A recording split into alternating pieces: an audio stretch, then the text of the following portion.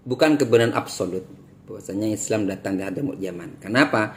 Sejarawan berbeda pendapat tentang Islam masuk ke Nusantara. Toh andaikan dipaksa memang Islam datang dari Hadramut Yaman dan para wali songo itu orang Hadramut Yaman. Kenyataannya mereka wali songo itu dipermasalahkan, bener nggak? Memang keturunan daripada orang Hadramut Yaman. Seperti NAA, Naqabatul Ashraf Al-Kubro juga mengatakan hanya ahli sejarah yang menyambungkan wali songo itu datang dari Hadramut Yaman dan keturunan daripada Alwi Amil Faqih, keturunan Abdul Malik bin Alwi Amil Faqih.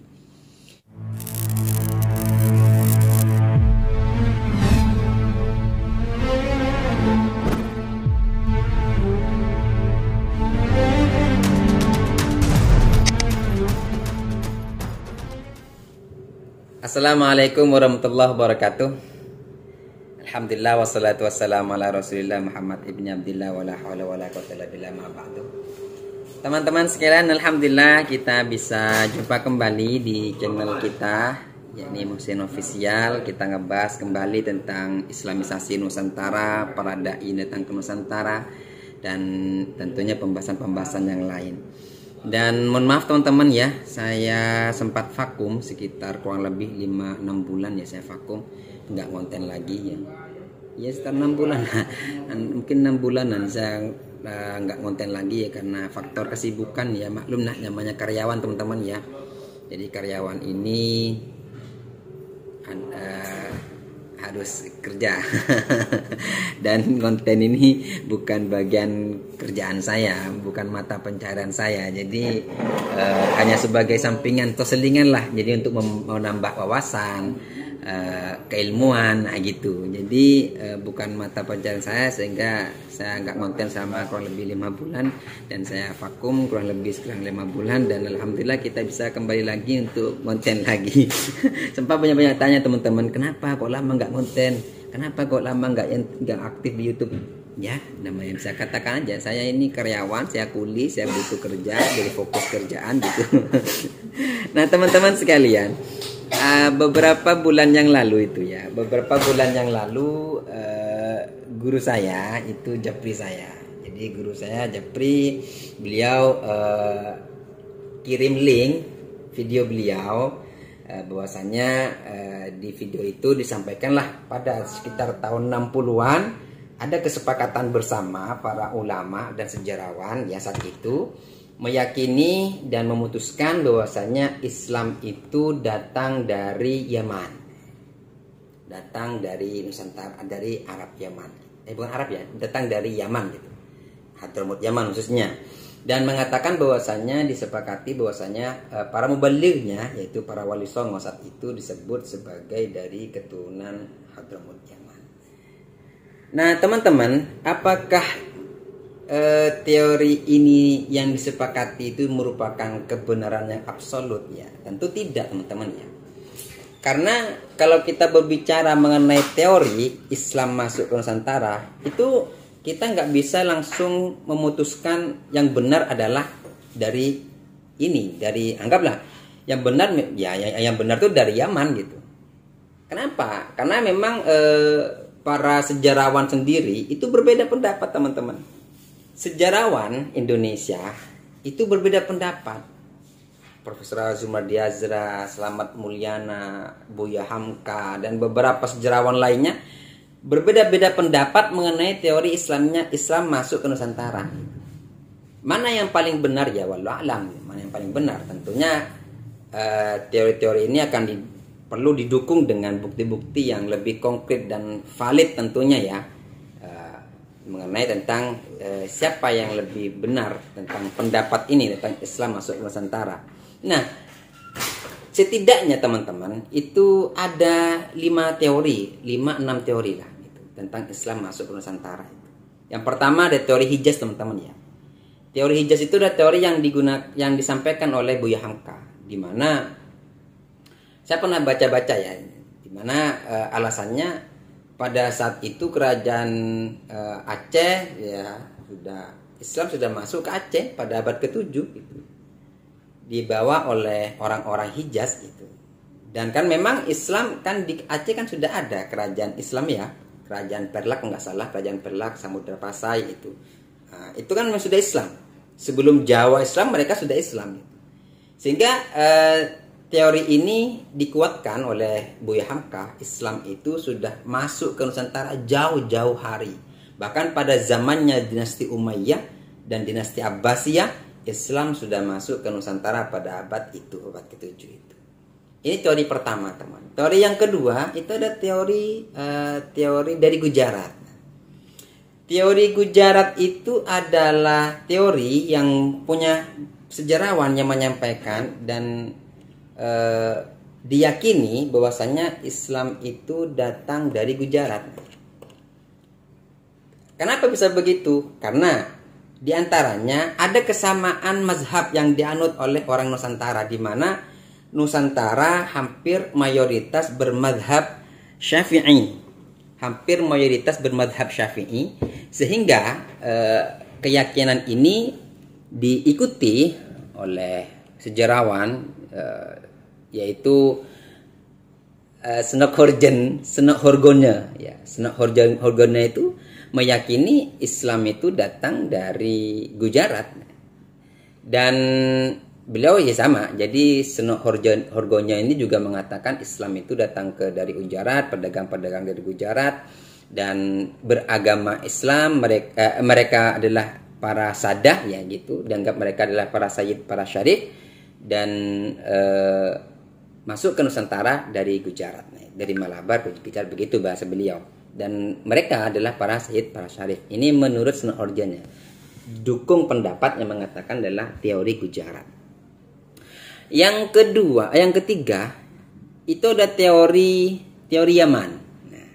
Nah, teori Arab. Teori Arab ini maksudnya orang Yaman, orang Turki gitu. Alasannya adalah sama. Jadi Islam itu masuk ke Nusantara itu dari Hadramut Yaman. Pendapat ini disampaikan oleh dan didukung oleh Van den Broek. Van den Broek itu yang sering banyak pendapatnya dikutip dalam kitab Syamsul Zahirah ya. Nah, bahwasanya itu disebutkan bahwasanya Islam masuk ke Nusantara itu dari Hadramut Yaman. Dan beliau juga mengatakan Islam itu dibawa oleh para sayyid, para syarif. Artinya ini secara tidak langsung bahwasanya para dai yang membawa Islam ke Nusantara, yang diklaim sebagai di Hadramut Yaman, mereka adalah para sayyid, adalah para syarif. Tetapi teori Arab ini ya, selain menyebutkan isinya dari Yaman dan Turki, ada yang mengatakan teori ini datang dari Uzbekistan. Jadi ada yang mengatakan para dai ini datang dari Samarkand. Jadi sekarang Uzbekistan ya, dari Samarkand, dari Uzbekistan. Dan yang keempat, teman-teman, yang keempat itu teori dari Persia. Dari Persia ya. Kenapa diyakini ya teori dari Persia? Kalau yang tadi yang teori Hadramut Yaman itu karena bermadzhab Syafi'i ya. Jadi karena mereka hampir mayoritas di Indonesia ini bermadzhab Syafi'i, sehingga ada teori yang menyampaikan bahwasanya Islam itu dari Yaman. Karena itu mazhabnya sama, dan ini pendapat ini disampaikan oleh Van den Broek ya dalam bukunya. Ya. Lalu teman-teman, kalau tadi yang teori Gujarat itu didukung oleh Husin Jayadiningrat, salah satu musajarawan keturunan daripada Syarif Hidayatullah Sunan Gunung Jati. Jadi beliau berpendapat teori dari Gujarat. Nah, mengenai teori dari Persia, kalau teori Persia itu karena memang ajaran Islam gitu. Ajaran Islam itu di Indonesia, contoh cara baca Al-Qur'an. Itu kan menggunakan, kalau di Jawa ada istilah jeber A, ngecir I, ngepes U. Itu adalah bahasa-bahasa Persia kata mereka. Jadi karena ajarannya seperti ini, ada beberapa ajaran-ajaran orang-orang Persia, bahasa-bahasa Persia yang ada di Indonesia, sehingga ada teori yang mengatakan Islam itu datang dari Persia. Lalu teman-teman, ada teori yang terakhir. Teori yang terakhir itu adalah teori dari Cina. Ya kan? Teman-teman nggak tahu mungkin ya. Ada loh. Jadi sejarawan tuh ada yang mengatakan Islam itu masuk dari Cina itu. Dibawa oleh utusan dinasti Yuan, dinasti Tang. Jadi zaman itu, jadi gini. Pada abad ke-9 Masehi, Islam itu masuk ke Cina gitu. Masuk ke Cina, informasinya dibawa oleh panglima masa era Khalifah Utsman bin Affan, yaitu Sa'ad bin Abi Waqqas. Ini yang bawa katanya, yang bawa ke dinasti Tang saat itu abad ke-9. Lalu dari abad 9 dari Cina ini menyeberlah sampai ke Nusantara, sampai abad ke-14 masuk ke Nusantara. Dibawa oleh para pedagang Cina gitu. Dibawa oleh para pedagang Cina masuk Islam ke Nusantara. Dan pendapat ini teman-teman ya, pada tahun 68 itu sudah disampaikan. Jadi setelah ada kesepakatan dan rekomendasi kepada Depak saat itu bahwasanya Islam datang dari Hadramut Yaman, ada sejarawan Indonesia yang menyampaikan Islam itu bukan dari Arab, bukan dari Hadramut, tapi dibawa oleh orang-orang Cina. Yang mana orang Cina ini ya beragama Islam. Bahkan disebutkan bahwasanya orang-orang Cina ini adalah para zuriat Nabi. Ada pendapat gitu. Kan ada pendapat ya. Beliau menyampaikan gini. Profesor Slamet Mulyana itu dalam bukunya Runtuhnya Kerajaan Hindu Jawa pada tahun 68 menyampaikan pendapat bahwasanya Islam itu datang dari Cina, dibawa oleh keturunan orang-orang Cina. Nah, alasannya kenapa gitu? Karena memang sejak orang Cina itu, pedagang Cina itu disebutkan banyak dari Yunan gitu.